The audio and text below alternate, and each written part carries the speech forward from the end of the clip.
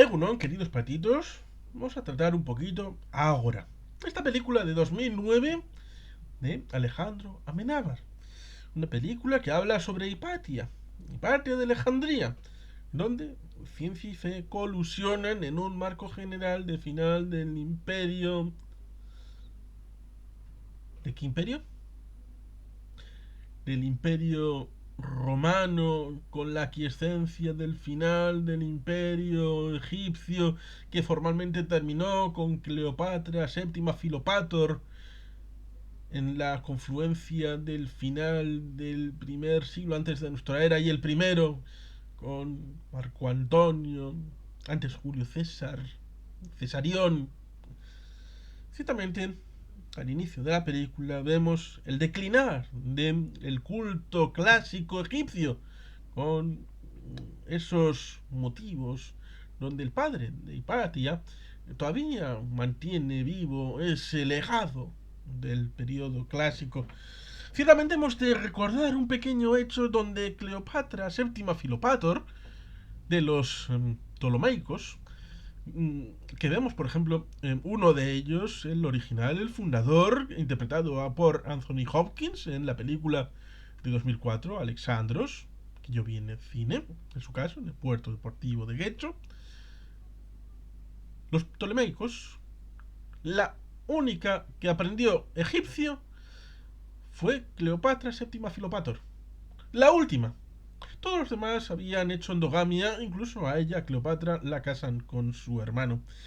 Era una casta endogámica de origen macedónico, griego, helénico, y por eso uno puede entender perfectamente que interprete a Cleopatra la querida Wonder Woman Gal Gadot, israelí,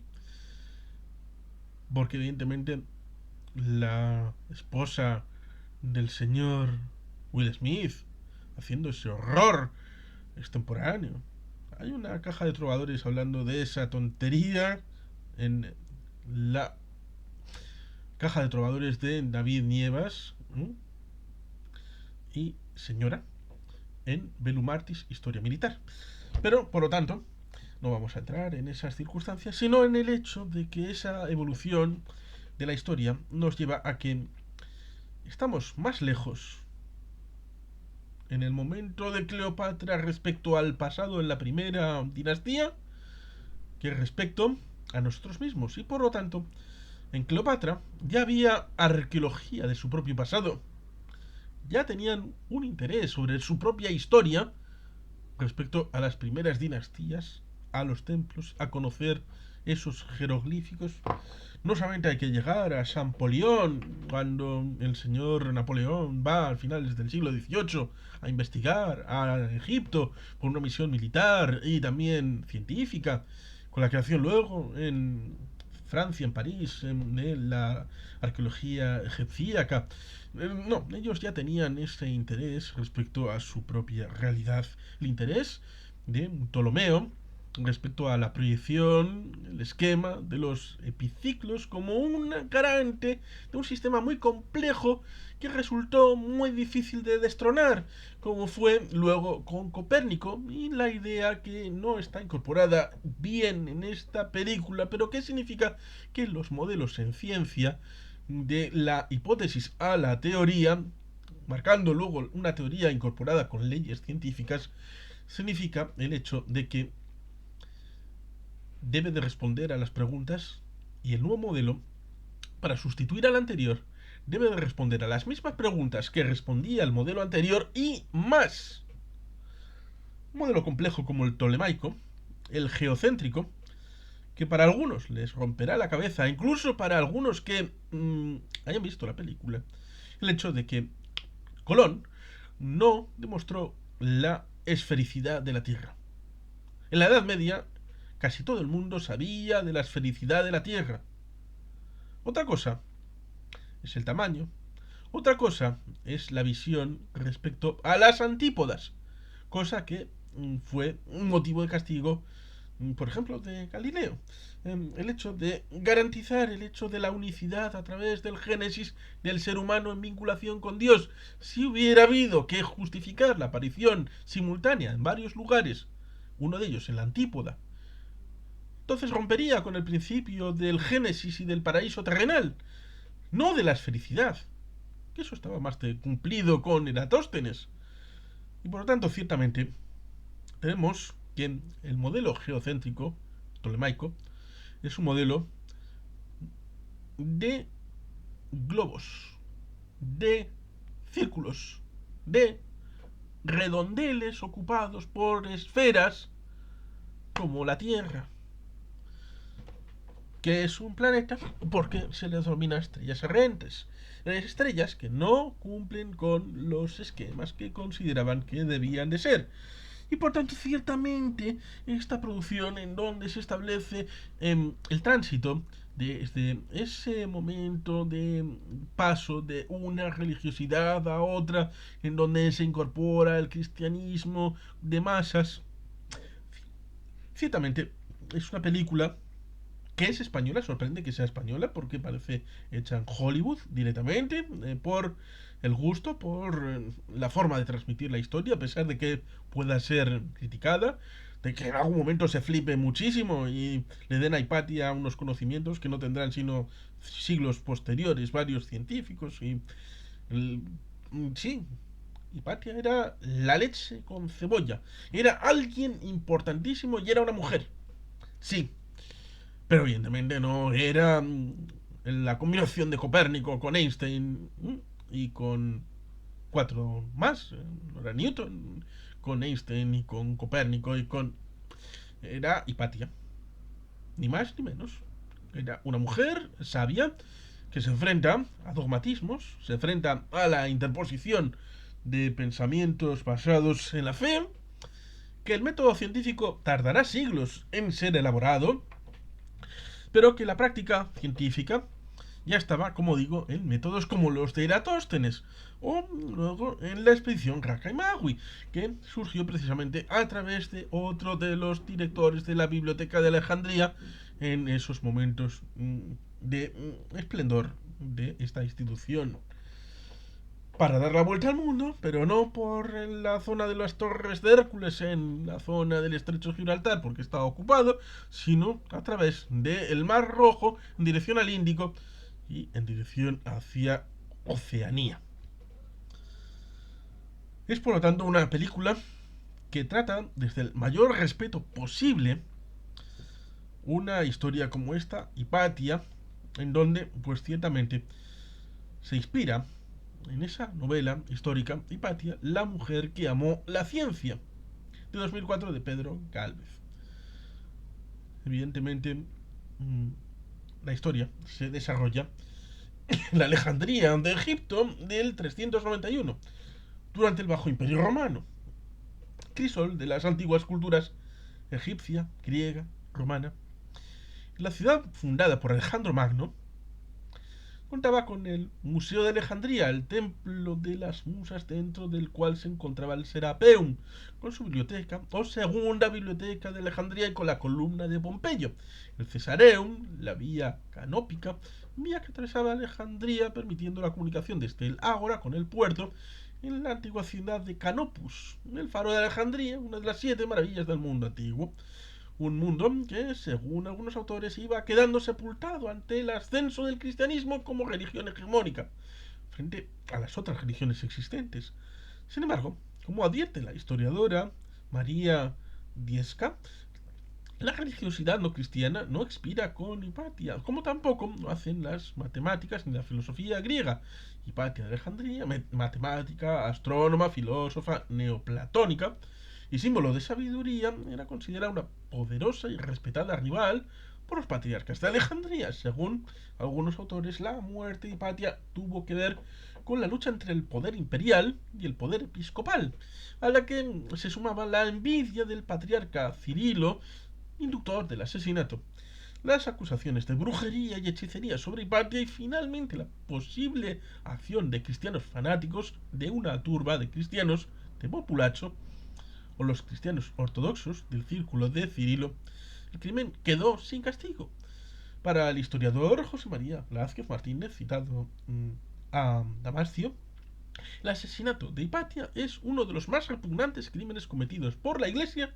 de la tarda antigüedad, el historiador más cercano a los hechos, Sócrates escolástico, muy valorado por su ecuanimidad, vincula a Cirilo con el asesinato de Hipatia al manifestar que este suceso acarreó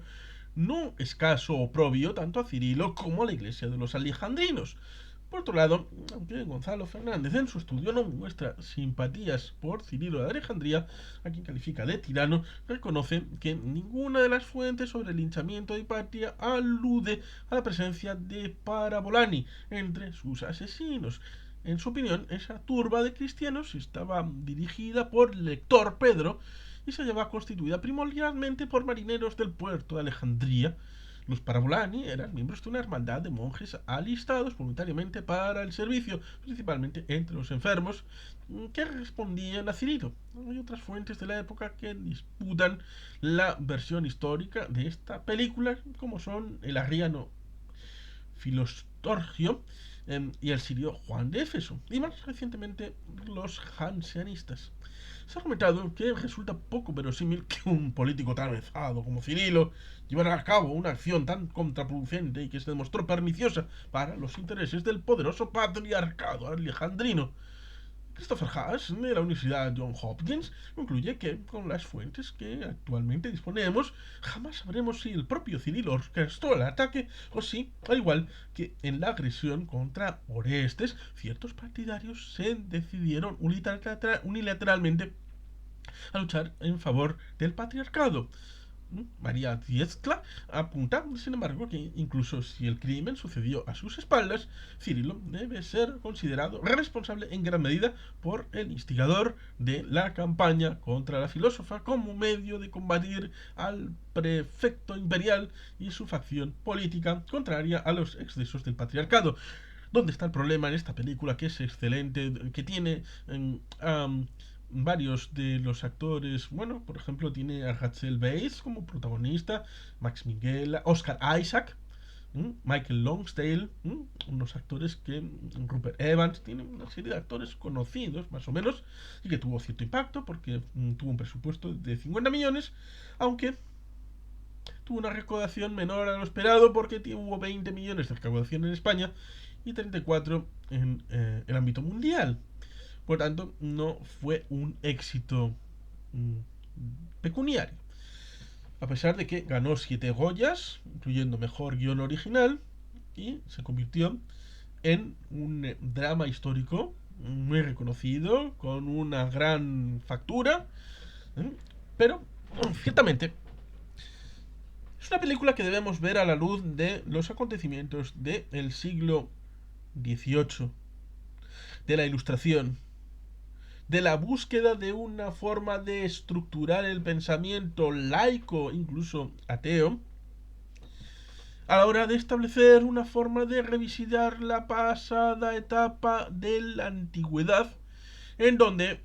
la integración de la Santa Madre Iglesia Católica como un elemento coagulador con el final de la Edad Antigua y el salto al ámbito de la Edad Media, consignada como la Edad de las Sombras, donde nada perduró, donde todo fue a la verga, donde por ejemplo tenemos al Dr. Jackson en la serie SG1, en uno de los capítulos, hablando de que si no hubiera existido Edad Media, ya estaríamos conquistando países y mundos en el ámbito extraterrestre. Y por tanto, ciertamente, esa imposición viene del dogma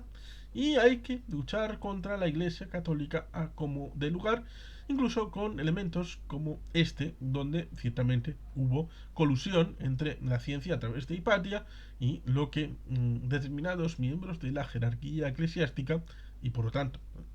el hecho del patriarcado, porque hasta ese momento todavía no se había establecido la primacía del patriarca de Roma como obispo primus inter pares, sino había el sistema de patriarcados, uno de los cuales estaba allí, que tendrá su dificultad luego cuando llegue la ampliación del Islam a través de las palabras del profeta Muhammad, del Sagrado Corán, luego cuando llegue el siglo XI y la división entre el patriarcado oriental y la Iglesia Católica. Por tanto, ciertamente son muchos casos que llegan entre el momento histórico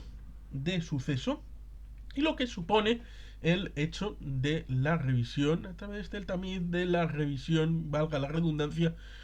a través de la ilustración y del siglo de las luces. Ya explicaremos en su debido momento un poquito esto, pero es importante el que la historia de fondo, más allá de explicar la historia de Hipatia, es una historia que transmite y trasluce un cierto odio antieclesial y anti-iglesia católica en el antepasado, que era ese modelo de los patriarcados, y transmitir una cierta idea de que el dogmatismo es algo que elimina la pluralidad de pensamiento, que elimina la disponibilidad de conexión de ese pasado culto greco-latino a través de la biblioteca de Alejandría reconstruida, y ciertamente Hipatia y su padre, esa recolección de papiros y de documentos que establecen esa forma de sabiduría, donde ciertamente ese dogmatismo vinculado con una forma de seguridad social para los más pobres, para captar clientes para la iglesia, lo equipara, por ejemplo, a Hamas, a Hezbollah, a Al-Qaeda, al llamado Estado Islámico, con una faceta de dogmatismo, de creación de un Estado teocrático y de una forma de asistencia social para los fieles, para los miembros, para los de casa, que es lo que se establece en esa parte de la película. Y por tanto, ciertamente, es una película que transmite, que tiene una bondad a la hora de contar una historia. Sí, pero un poco a semejanza de como el gran duelo de Ridley Scott, que todo el mundo dice que es una maravilla en lo técnico, pero uno puede establecer la idea de que eso no es lo que sucedió, de que está pasando por el tamiz de un posmodernismo que está destruyendo la historia de verdad, de lo que pasó. Y por tanto, por muy técnicamente y visualmente que esté bien, la historia no es lo que estamos viendo, sino es una adaptación pasada por unos tamices de la historia que son más cercanos a nosotros que a los lugares y momentos de la historia que nos quiere transmitir. Y por tanto, en parte, debemos de poner en sordina estas visiones que ciertamente debemos saber extractar lo que viene de fondo. ¿Y cuál es lo que viene de fondo? Ciertamente que en esos momentos, como ha sucedido en otras partes en la historia de la humanidad, el dogmatismo destruye la capacidad de pensar, destruye la forma de crear conocimiento, pero no es tan radical habitualmente, aunque la muerte sea mucho peor de lo que vemos en el cine, en la película. Es una triste historia, la de Hipatia. Una historia que merecía una película. Una historia que está razonablemente bien contada, pero es una película. No es un documental. Yo me siento muy contento de que Alejandro Amenábar pudiera hacer esta película y que haya dado ese salto de calidad llegando a hacer un Ágora. Es muy bonito, muy preciosista y muy encarecidamente agradecido. Por lo menos mi punto de vista. Pero como digo, más allá de este elemento de las actuaciones, de la música, de la incardinación de todos los elementos, más allá del hecho de que en algunos momentos se vea claro que más allá de maquetas haya habido algo de CGI, ciertamente todos estos elementos coadyudan a pensar que se ha dramatizado un poquito en exceso porque hay una serie de apriorismos que vienen antes de contar la historia. Unos apriorismos que vienen respecto a quién es el bueno, quién es el malo, qué es lo que quiero transmitir y qué es lo que la historia nos impidió conocer, que es un limitante a la hora del avance científico, cosa que se puede poner en cuestión a la luz de lo que nos transmite Hipatia en esta película de Alejandro Amenábar, con vuestro permiso. Pero como digo, es una película buena, se deja ver y que se puede ver más veces, sí, pero con estas salvedades. Y sin más, queridos patitos, es que ricasco, agur brobat. Betty Helpen.